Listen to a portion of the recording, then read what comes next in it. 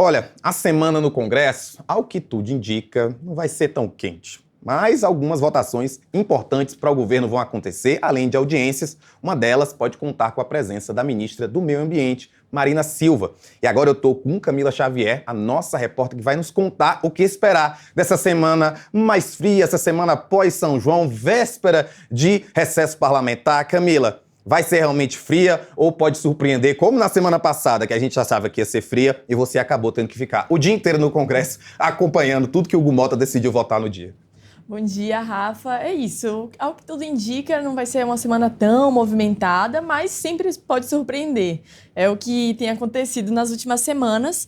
Mas a gente tem algumas coisas já na agenda, a previsão de algumas votações, algumas audiências que são importantes para o governo, são importantes para a gente acompanhar, ficar de olho, né?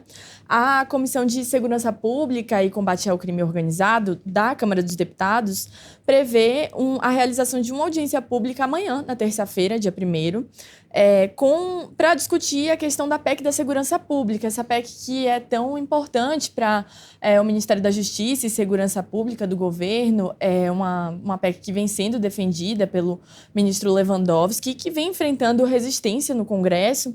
Então, eles vão fazer essa audiência para discutir um pouco sobre essa PEC, tentar conversar com forças que integram a questão, o papel da segurança pública e organizar, tentar entender como isso pode ser organizado, como todo mundo pode ser contemplado. Amanhã, e deve acontecer a partir das 17 horas, na Câmara dos Deputados. E amanhã também a gente tem algumas votações importantes no plenário da Câmara dos Deputados, para serem votadas por todos os deputados, né?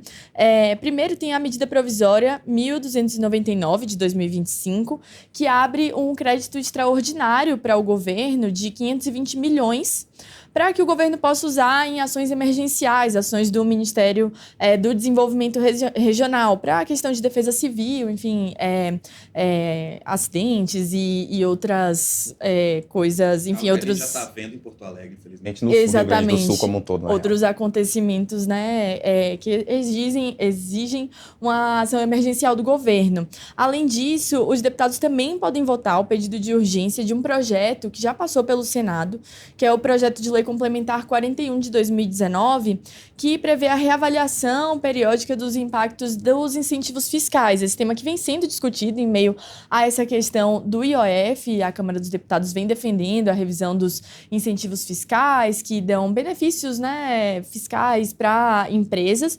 Então, esse projeto de lei que vai ser votado amanhã é urgência, o mérito ainda precisa ser votado, caso seja aprovado, vai poder ser votado, mas isso é algo importante para o governo, importante nesse debate. Então, a depender da aprovação, a gente pode também ver essa semana esquentando ou não.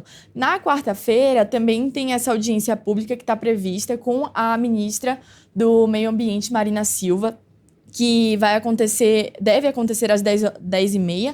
Ainda não está confirmada a presença dela, Rafa. A gente lembra que no final de maio ela foi uma audiência lá no Senado, terminou em uma confusão enorme, né? A gente repercutiu aqui, a ministra precisou se retirar antes da hora, ela decidiu inclusive se retirar por ter sido desrespeitada pelos senadores. Então, ainda essa audiência já era para ter acontecido antes, mas não aconteceu por conta da agenda da ministra, e a gente aguarda a confirmação dela nessa audiência.